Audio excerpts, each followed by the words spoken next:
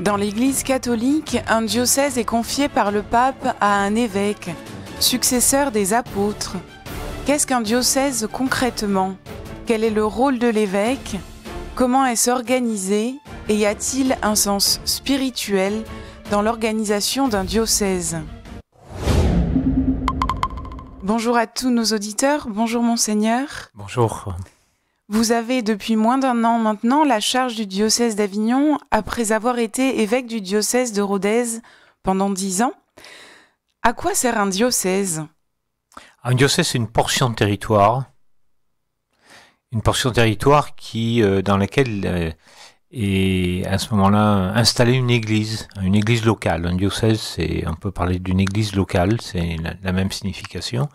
Et une église locale, c'est une entité, c'est une réalité qui peut exister véritablement quand il y a suffisamment d'hommes et de femmes de toute génération qui soient touchés par la parole de Dieu, qui l'accueillent, qui se laissent rejoindre et transformer par elle, et qui, à partir de là, vivent ou témoignent d'une manière de vivre qui soit un peu étonnante et significative par rapport à tous ceux avec qui ils sont dans le quotidien, quoi.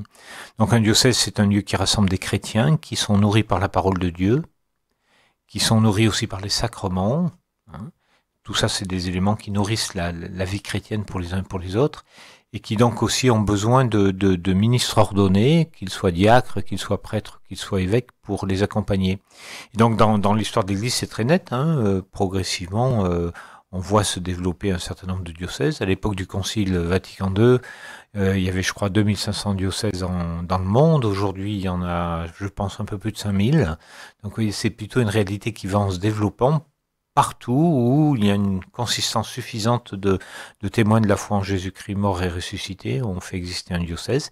Et à ce moment-là, le pape, qui a la charge de la communion entre tous les diocèses, eh bien, le pape nomme à sa tête un évêque qui a surtout comme fonction d'être le signe au milieu de ces hommes et de ces femmes, le signe du Christ pasteur, qui rassemble ses brebis, qui prend soin d'elles et qui les accompagne. Alors, l'évêque est le signe pasteur. Est-ce qu'il y a un lieu qui représente aussi ou qui symbolise le diocèse?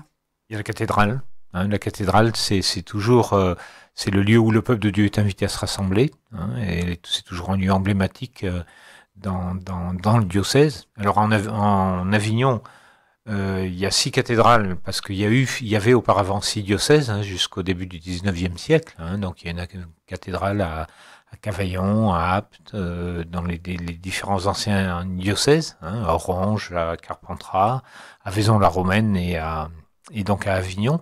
Et tous ces petits diocèses, hein, qui sont des diocèses très anciens, qui remontaient au 3e, 4e siècle, hein, tous ces petits diocèses ont été regroupés dans un diocèse plus important qui est désormais le diocèse d'Avignon. Et donc qui est représenté par la métropole Notre-Dame-des-Dons. Voilà. Juste à côté du Palais des Papes, c'est pas rien. Juste à côté du Palais des Papes.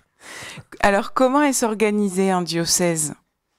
Eh bien, c'est organisé à la fois humainement, hein, c'est-à-dire il y a des communautés chrétiennes qui vivent, qui se retrouvent, qui se rassemblent particulièrement pour accueillir la parole, pour la transmettre, hein, la catéchèse ou l'intelligence de la foi, et puis pour célébrer les sacrements. Donc ça, dans notre histoire en France, ça a pris beaucoup la forme de paroisse. Hein. La paroisse, c'est une réalité qui définit sur un territoire la manière d'inviter les chrétiens à se retrouver et à se rassembler.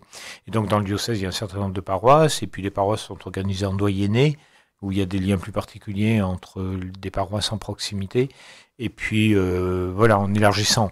Donc il y a une réalité territoriale, et puis il y a aussi une réalité qui a vu accompagner les chrétiens dans leur manière de croire ou dans leur façon de vivre, de témoigner de la foi.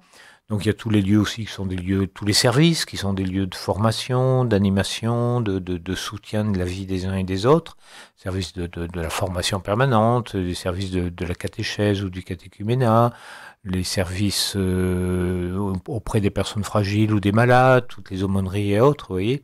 Et puis il y a aussi J'avais une autre idée, mais qui est en train de m'échapper. Et du coup, en quoi cela concerne tous les catholiques, ces réalités diocésaines? J'avais un petit peu axé sur les doyennés, les paroisses, parce que ce sont des structures qu'on connaît. Oui. Il y a aussi tous les services dont vous venez de parler. Comment, si je puis dire, fédérer le peuple chrétien autour d'un diocèse? Quelle est l'importance de cela? Et c'est justement de prendre conscience que nous ne sommes pas isolés les uns à côté des autres, ou nous ne sommes pas dans des groupes limités, particularisés, quoi. Hein, moi, je suis très soucieux d'essayer de permettre que nous ayons conscience que nous appartenons à un diocèse. On est tous membres d'une paroisse, mais on appartient à un diocèse. Oui. Et l'évêque, c'est celui qui a le service à la fois de l'annonce de la foi, le service du témoignage pour l'ensemble des croyants de ce diocèse et pour l'ensemble des personnes qui y vivent, mais il a aussi le service de la relation et de la communion, quoi. Et donc c'est très important tous les moments ou tous les événements qui nous donnent de prendre la conscience que nous sommes un diocèse. Par exemple, l'accueil d'un nouvel évêque, hein, ou son ordination, est un moment tout à fait important, qui concerne tous les chrétiens, et qui concerne même plus largement que les chrétiens. La messe chrismale que nous avons célébrée dans la Semaine Sainte juste avant Pâques est un moment aussi très fondateur. Vous voyez, c'est l'évêque qui bénit le Saint-Crème, qui va ensuite servir au baptême, qui va servir aux confirmations, qui servira aux ordinations, et qui bénit les huiles, l'huile des malades, l'huile des catéchumènes. Donc c'est vraiment une manière de se dire, on se reçoit du Christ et on se reçoit ensemble comme Église diocésaine, et après ce don que nous avons reçu, nous allons le déployer là où nous sommes dans les différents lieux et donc dans les différentes paroisses. Alors pour le déployer, après presque une année en tant qu'évêque du diocèse d'Avignon, dans ce déploiement que nous recevons ensemble, quelles sont les réalités que vous percevez aujourd'hui dans le diocèse d'Avignon?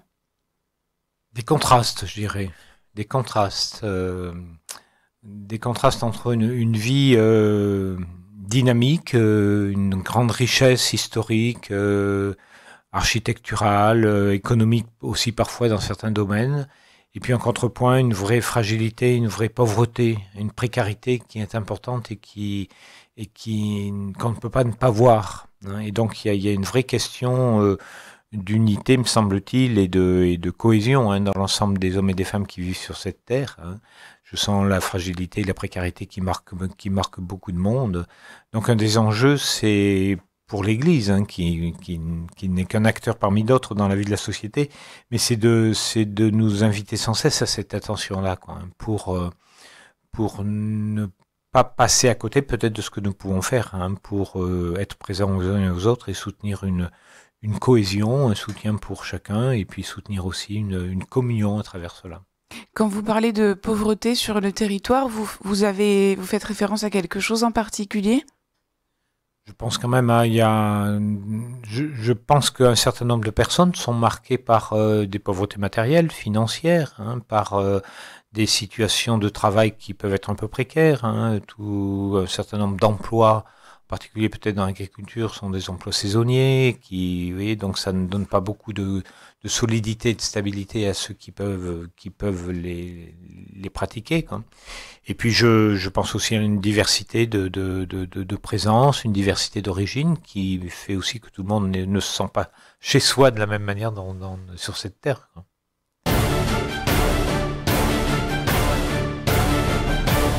Nous sommes toujours avec Monseigneur Fonlu pour parler de ce qu'est un diocèse.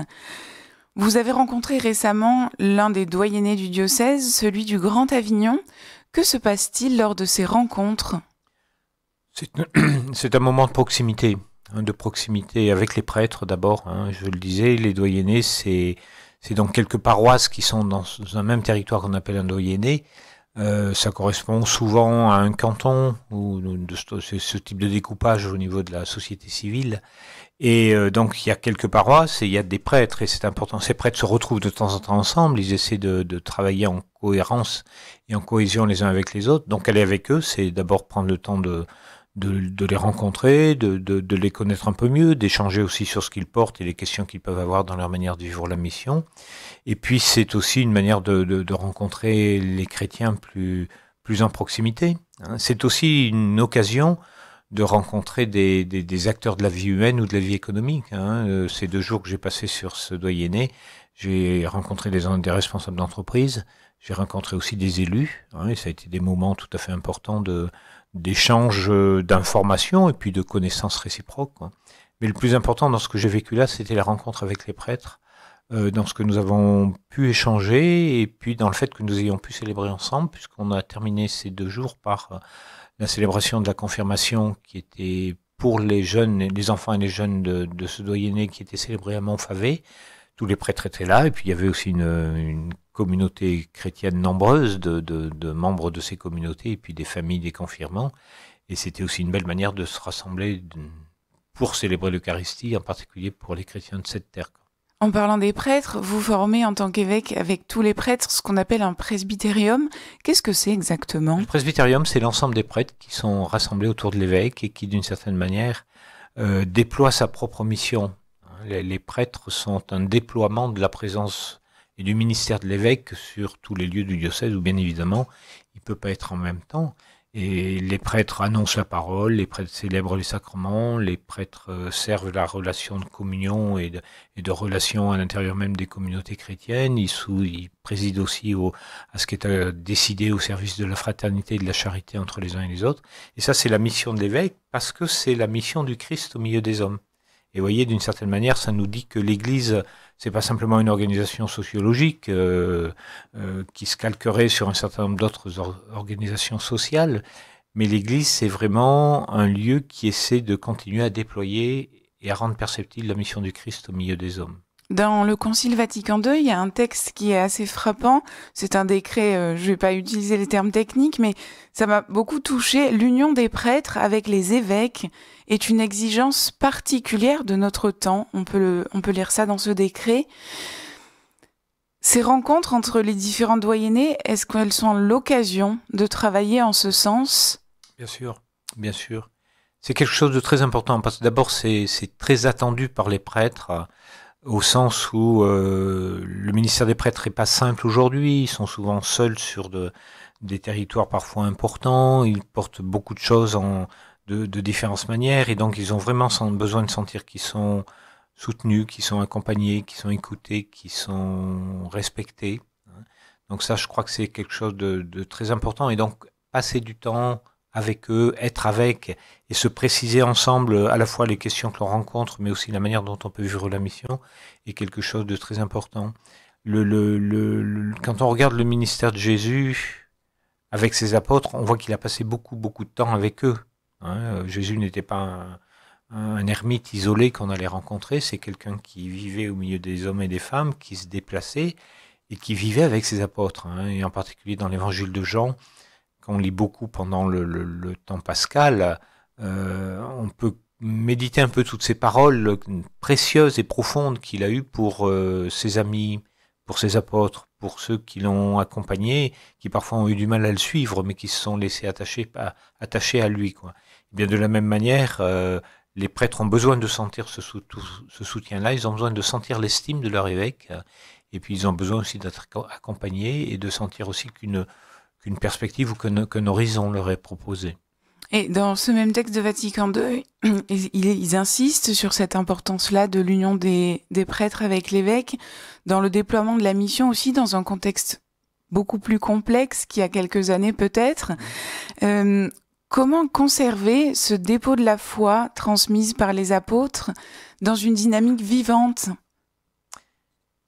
C'est une question de tout temps, c'est une question qui est particulièrement vrai aujourd'hui. Je crois que la réponse qui me vient à l'esprit, c'est de dire marchons ensemble. Et quand je dis marchons ensemble, vous voyez, j'évoque le mot synode. Le pape nous a invités à entrer en synode et il a invité toute l'Église universelle à entrer en synode. J'étais, il y a 3 jours, lundi, j'ai été rencontrer l'équipe qui commence à dépouiller un peu les participations des différentes équipes synodales qui se sont constituées dans le diocèse. J'ai pas eu le temps, moi, encore de découvrir tout ce qui est remonté des participations, mais j'étais très impressionné de ce que cette équipe m'en a redit, et la manière dont ils ont été touchés par par l'engagement, le sérieux et la profondeur de ce qui est exprimé par les uns par les autres, quoi.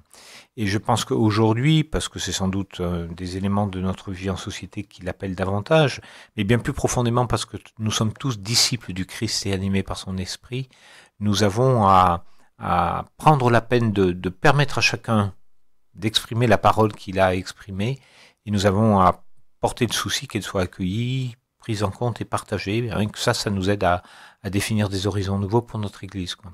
Donc, je rappelle simplement, j'en profite, pour rappeler la rencontre qui aura lieu le 28 mai prochain, qui se passera à Notre-Dame de Vie à Vénasque, et qui sera une manière pour tous ceux qui ont été en équipe, mais plus largement tous les chrétiens qui sont intéressés par ce temps du synode et par cette marche ensemble. Nous nous retrouverons, nous marcherons ensemble, et puis nous essaierons de nous partager ce que l'Esprit nous suggère pour la vie de notre Église. Merci beaucoup, Monseigneur. Merci. Merci à tous de nous avoir suivis. Vous pouvez retrouver cette émission sur le site rcf.fr et la web télé du diocèse d'Avignon.